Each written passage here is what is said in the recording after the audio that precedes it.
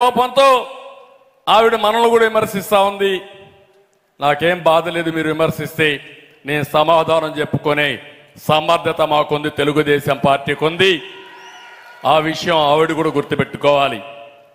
కానీ ఇక్కడ మీరు చూస్తే సొంత చెల్లెల్ని ఎన్నికల ముందు పాదయాత్ర చేపించి ఊరూరు తిప్పి ఎట్లా ఉపయోగించుకున్నాడో మీరు చూశారు.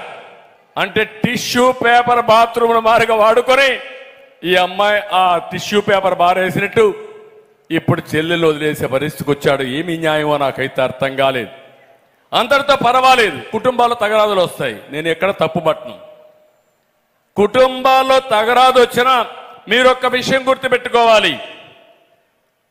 సోషల్ మీడియాలో ఆవిడ నీ పైన పోరాడుతుందని ఆమె పుట్టిక పైన కూడా నీచంగా మాట్లాడావు. నీ సోదరి, నీ తల్లి, ఒక తల్లి ఒక మగబిడ్డనే ఒక ఆడబిడ్డను ఇచ్చేస్తే నీ సొంత చెల్లి ఎక్కడ ఆవిడ పుట్టుకను కూడా నీచంగా చిత్రీకరిస్తా ఉంటే నీ తల్లికి అవమానం కాదా? నీ కన్న తల్లికి అవమానం కాదా? కనీసం ఖండం చేశారా మీరు?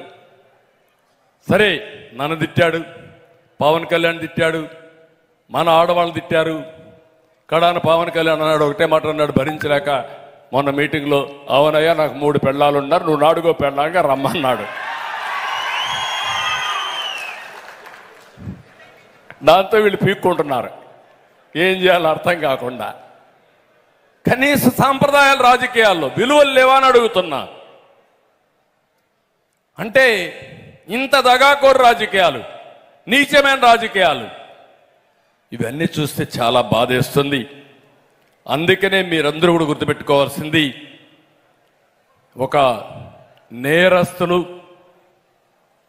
నేర స్వభావం ఉండే వ్యక్తులు అధికారాన్ని వ్యాపారంగా చేసుకుని డబ్బులే ప్రధానంగా ఆలోచించి ఎలాంటి నీచానికైనా కానీ చేస్తే ఇలాంటివే జరుగుతాయి.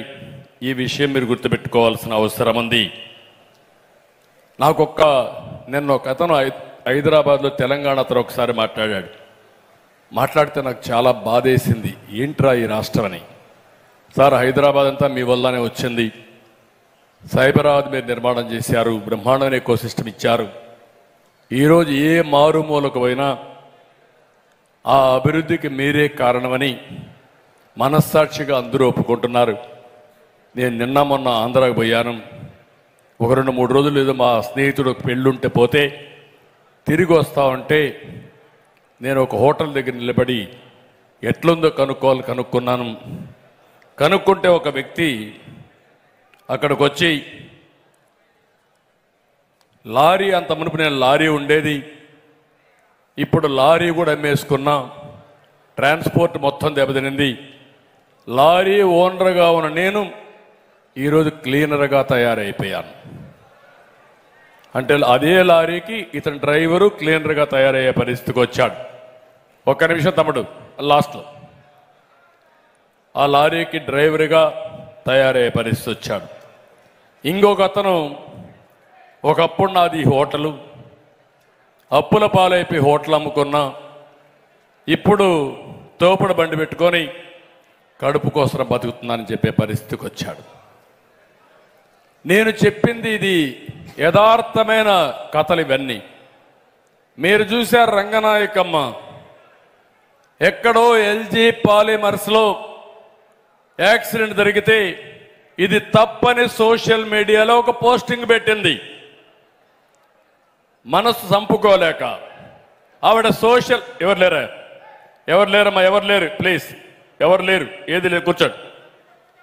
సోషల్ మీడియాలో ఆవిడ పోస్టింగ్ పెట్టంగానే వీళ్ళు వచ్చేసి ఆవిడ మీద దాడి చేసి తర్వాత ఆ హోటల్ ముయించేసి ఆవిడ్ని వ్యాపారాలు చేయకుండా చేసే పరిస్థితికి వచ్చారు. హోటల్ పోయిన తర్వాత ఒక చిన్న వ్యాపారం చేసుకోవాలని చాలా అవస్థపడి ఒక వ్యాపారానికి పోతే పర్మిషన్లు కావాలని పర్మిషన్లు ఇవ్వకుండా చేశారు. ఏమి చేయాలనో బ్రతకలేక గుంటూరు వదిలిపెట్టి హైదరాబాద్కి వెళ్ళిపోయి అక్కడ ఏదో చిన్న చిన్న పనులు చేసుకుంటూ పొట్టబోసుకునే పరిస్థితికి వచ్చిందంటే మీరు ఒక్కసారి ఆలోచించుకోవాల్సిన అవసరం ఉంది.